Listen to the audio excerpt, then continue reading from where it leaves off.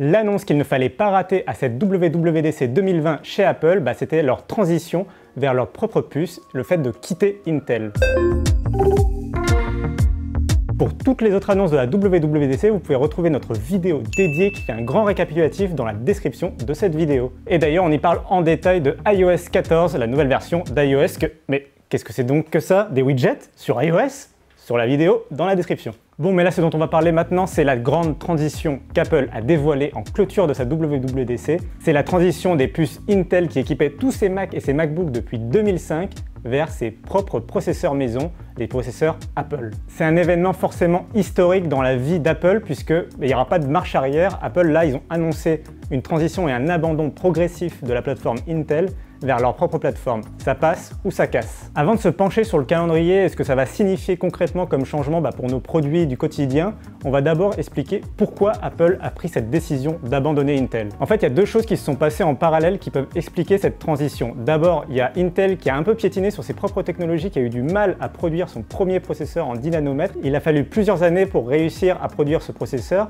et Apple, pendant ce temps-là, a été obligé d'attendre et de renouveler lentement le design de ses MacBooks et de ses Mac. Pendant ce temps-là, Apple, justement, ils développaient leur propre processeur dans l'iPhone, puis dans l'iPad et l'Apple Watch. Et ça a été un vrai succès pour eux. Ils ont vu qu'ils étaient capables en interne de développer complètement leur propre puce et de proposer des performances au niveau de leur concurrence, voire au-delà de la concurrence, et même au niveau des PC portables Intel justement. En fait, on le sait peu, mais Apple utilise déjà ses propres puces dans les MacBooks et les iMac. Par exemple, dans le MacBook Pro, ça permet d'utiliser le Touch Bar, Touch ID et plusieurs éléments de sécurité autour de ces deux composants. L'argument évident de cette transition pour Apple, c'est surtout la maîtrise à 100% matériel et logiciel de toute la brique technologique qui constitue aujourd'hui un MacBook ou un Mac. Parce qu'il faut bien comprendre que ce dont on parle aujourd'hui, c'est un sujet qui est beaucoup plus large qu'une simple histoire de processeur. En fait, aujourd'hui, on préfère parler de plateforme, c'est quelque chose de beaucoup plus large justement qu'un simple processeur qui va juste s'occuper des calculs. En fait, les plateformes, ou les puces, les SoC, comme on appelle communément, c'est quelque chose qui va intégrer beaucoup de technologies. La 5G, le Wi-Fi, tous ces éléments-là vont s'intégrer à ce processeur, à cette puce centrale. C'est un point sur lequel Apple a d'ailleurs insisté lors de sa présentation. En développant leur propre puce, ils vont pouvoir intégrer un certain nombre de technologies qu'ils avaient déjà sur leur iPad ou leur iPhone. Par exemple, on l'a dit, la 5G ou le Wi-Fi, mais aussi des éléments autour de l'intelligence artificielle ou de la sécurité des données. Des choses qui auparavant étaient liées à Intel et qu'ils ne pouvaient pas vraiment intégrer librement dans leurs produits. D'ailleurs, vous allez souvent entendre parler pour cette annonce dans la presse du passage de Intel au propre processeur Apple, mais en fait, il y a aussi un autre acteur qui est touché par cette décision, c'est AMD qui proposait jusque-là leur puce graphique dans les MacBooks et les iMac.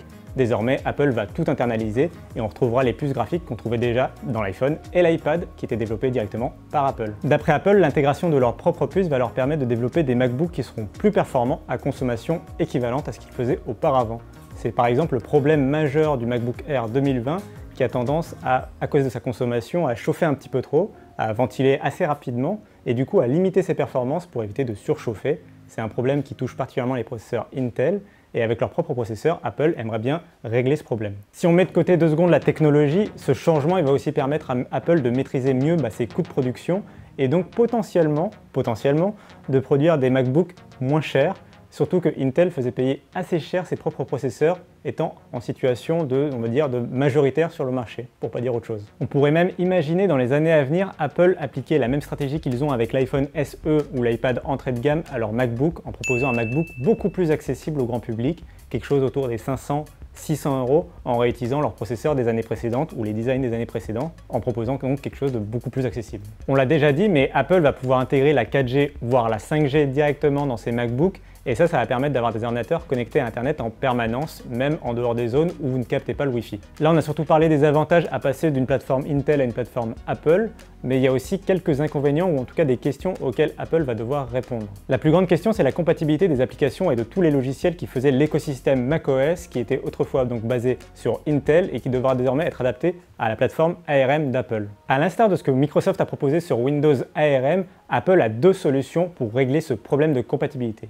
D'abord, il y a une couche d'émulation qui va rendre toutes les applications x86 compatibles avec les nouveaux Mac et les nouveaux MacBook. Et ensuite, Apple propose tout ce qu'il faut aux développeurs pour développer nativement pour leur nouvelle plateforme et proposer en fait un seul exécutable qui soit à la fois compatible Intel et compatible Apple. Comme à leur habitude, Apple, avant leur présentation publique, ils se sont déjà associés à quelques grands noms de l'édition de logiciels et d'applications sur leur plateforme.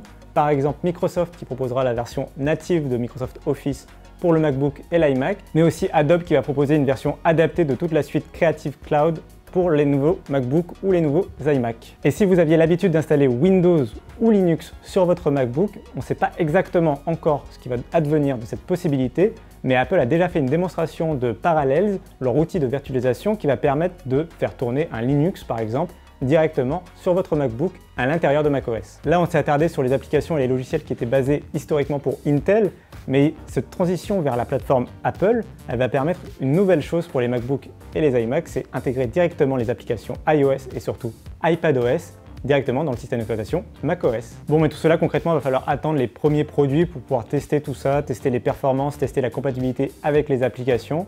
Et pour ça, Apple nous donne rendez-vous à la fin de l'année pour leur première présentation du premier MacBook, ou du premier produit en tout cas, qui tournera avec cette nouvelle plateforme Apple Silicon.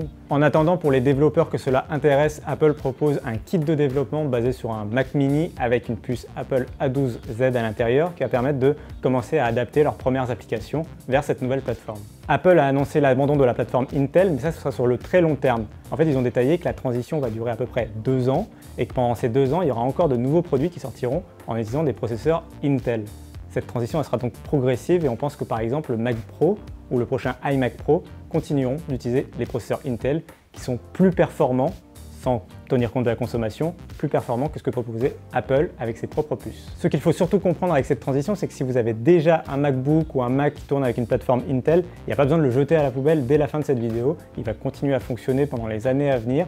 Progressivement, Apple va renouveler son propre parc, mais tout cela va se faire assez lentement, il n'y a pas de panique à avoir. Et si vous vous posiez en ce moment la question d'acheter ou non un Mac, ou plutôt d'attendre la fin de l'année justement pour voir ce que Apple va proposer avec ses propres puces, la réponse elle est un petit peu plus complexe. D'après nous, les premières générations de produits Apple qui vont profiter de cette nouvelle architecture, c'est d'abord leurs produits portables, voire même leurs produits ultra portables. C'est eux qui, historiquement, profitent le mieux d'un passage à l'architecture ARM. Donc si vous étiez plutôt à la recherche d'un MacBook Pro, d'un iMac Pro, voire même d'un Mac Pro, là, pas trop de soucis, Apple a déjà renouvelé ses produits récemment et il devrait continuer à utiliser de la plateforme Intel pendant un petit moment. Et si vous étiez plutôt à la recherche d'un ultra portable chez Apple, là, je vous conseille plutôt d'attendre. Attendre parce qu'en fait le MacBook Air qui est proposé actuellement chez Apple, on sent qu'il est assez limité par la plateforme Intel et que justement en intégrant complètement leur propre design et leur propre architecture, Apple vont vraiment pouvoir développer une toute nouvelle machine à la fin de l'année dans cette catégorie. On l'a compris, c'est un moment historique pour Apple d'acter cette transition Intel vers Apple. Dites-nous dans les commentaires justement ce que vous en pensez, si vous êtes plutôt optimiste sur ce changement ou plutôt pessimiste. En tout cas, merci à toutes et à tous d'avoir suivi cette vidéo. N'hésitez pas à vous abonner sur nos réseaux sociaux et à venir nous en parler. Moi, je vous dis à bientôt sur Frandroid.